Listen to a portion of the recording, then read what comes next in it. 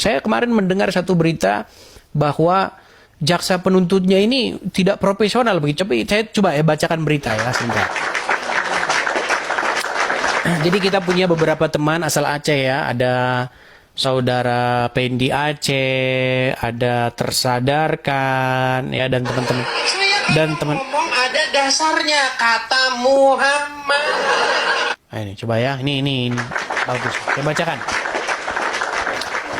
Ya, kita pemiris ya dengan penistaan-penistaan agama begini, yang dia itu tidak lagi, pengadilannya itu tidak menjadi pengadilan bersama, tapi pengadilan orang Islam ya.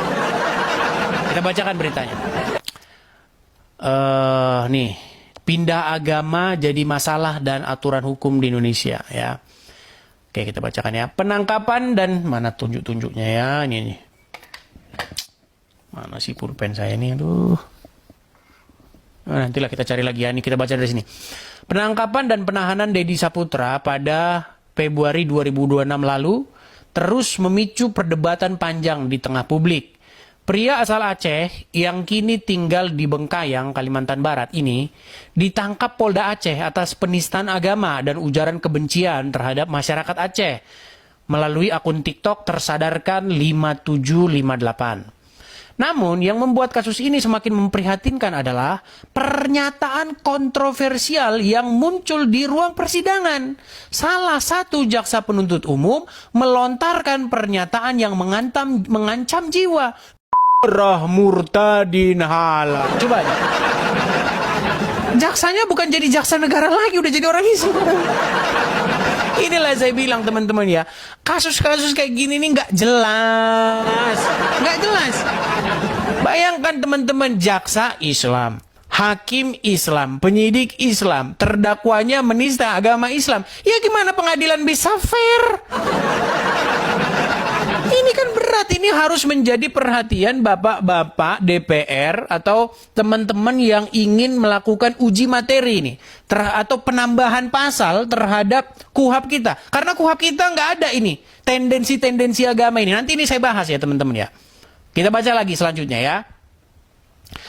Melontarkan pernyataan arah murtadin. Pertanyaan besar pun muncul. Bagaimana mungkin ruang pengadilan negeri menjadi tempat untuk melontarkan ancaman pembunuhan terhadap warga negara Indonesia dari kelompok minoritas keagamaan? Nah, pada Juni tanggal 9 kemarin ya, 2026, Jaksa Penuntut Umum Kejaksaan Negeri Banda Aceh menuntut Deddy Saputra dengan hukuman 4 tahun penjara. Dia didakwa pasal 301 ayat 1 Undang-Undang Nomor 1 Tahun 2023 tentang KUHP, Jungto Undang-Undang Nomor 1 Tahun 2006 tentang penyesuaian pidana. Jaksa menilai konten yang diunggah Deddy melalui siaran di TikTok mengandung unsur permusuhan, penghinaan dan ajakan untuk menimbulkan kebencian terhadap agama. Konten tersebut dan seterusnya ya. Nih. Ya, susah ini kayak begini.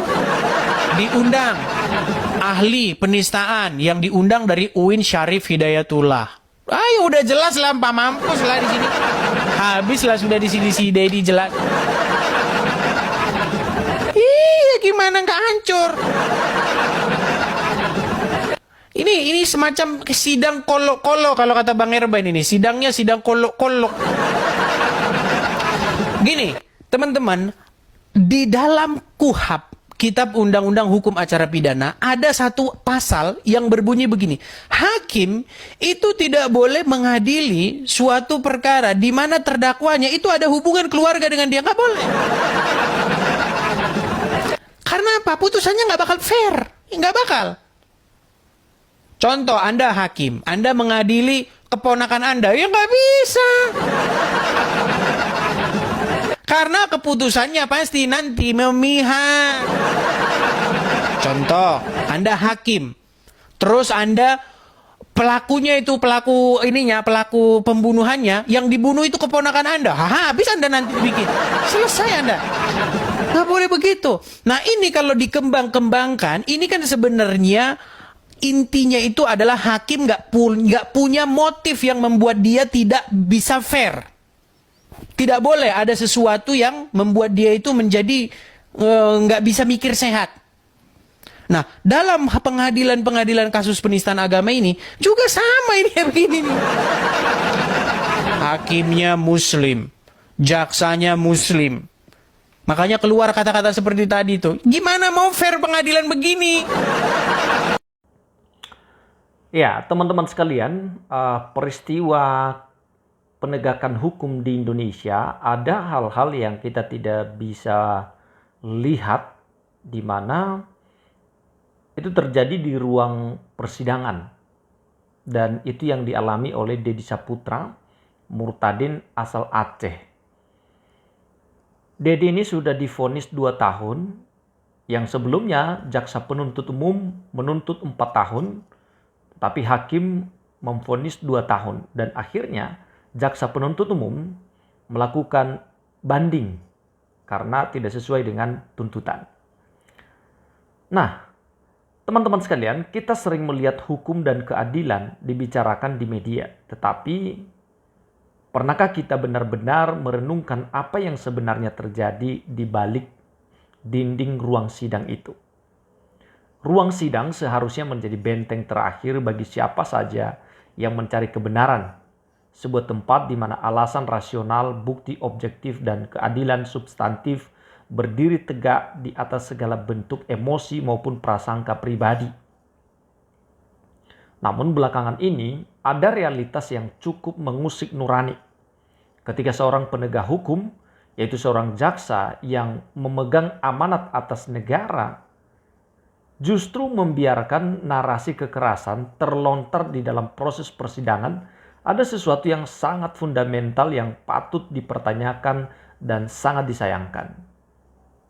Pernyataan yang mengarah pada pembenaran kekerasan atas nama keyakinan sama sekali tidak punya tempat di dalam peradilan. Ini bukan lagi sekedar perbedaan argumen yuridis, melainkan sebuah sinyal bahaya bagi masa depan sistem hukum di Indonesia. Sebagai pejabat publik, tugas utama seorang jaksa adalah menegakkan hukum positif yang berlaku. Ruang sidang adalah panggung pembuktian undang-undang, bukan mimbar untuk membawa retorika emosional yang bisa memicu tindakan main hakim sendiri di tengah masyarakat. Konstitusi kita sudah sangat jelas menjamin hak atas rasa aman dan perlindungan hukum bagi setiap warga negara tanpa terkecuali. Ketika aparat penegak hukum melenceng dari prinsip dasar tersebut, integritas seluruh proses peradilan ikut dipertaruhkan. Apalagi jika melihat arah perkembangan hukum pidana hari ini, paradigma penegak hukum sedang bergerak menuju keadilan restoratif justice dan rehabilitasi. Fokus utamanya adalah memperbaiki keadaan dan menjaga harmonisasi sosial, bukan justru menebar rasa permusuhan baru. Suara kritis dan keprihatinan yang datang dari masyarakat maupun lembaga independen sama sekali bukan bertujuan untuk menjatuhkan lembaga kejaksaan. Justru ini adalah bentuk rasa sayang dan dorongan agar institusi penegak hukum tetap berada di koridor yang benar.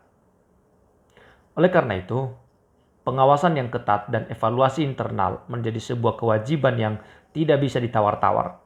Kita tidak boleh membiarkan narasi yang mencederai nilai-nilai kemanusiaan, mengotori kesucian institusi penegak hukum, penegak keadilan. Kalau kita lihat dalam persidangan yang dialami oleh Deddy Saputra, ada pernyataan yang kontroversi yang disampaikan oleh jaksa penuntut umum. Bayangkan kalimat seperti darah Murtadin itu halal sampai terlontar dalam proses hukum resmi. Ini bukan lagi sekedar perbedaan argumen yuridis, teman-teman. Ini melahirkan sebuah alarm keras bagi sistem peradilan kita. Ada sesuatu yang salah di sana. Karena sebagai pejabat publik yang mewakili negara, tugas utamanya adalah menegakkan hukum positif, bukan membawa retorika yang destruktif yang bisa menjustifikasi tindakan main hakim sendiri. Karena ruang sidang itu panggung pembuktian KUHP, bukan mimbar untuk menebar ancaman. Jadi kita harapkan pengawasan Komisi Kejaksaan, ya, pernyataan kontroversial yang dinilai melampaui kewenangan atau etika penuntutan seyogianya mendapat perhatian dan evaluasi dari pengawasan internal kejaksaan maupun Komisi Kejaksaan agar kejaksaan tetap menjaga martabat dan keadilan yang substantif. Penegak hukum modern berfokus pada kepastian hukum, rasa keadilan, dan kemanfaatan. Makanya dibuat restoratif justice itu, teman-teman.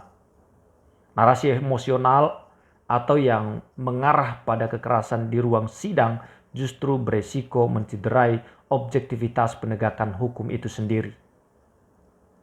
Jadi mudah-mudahan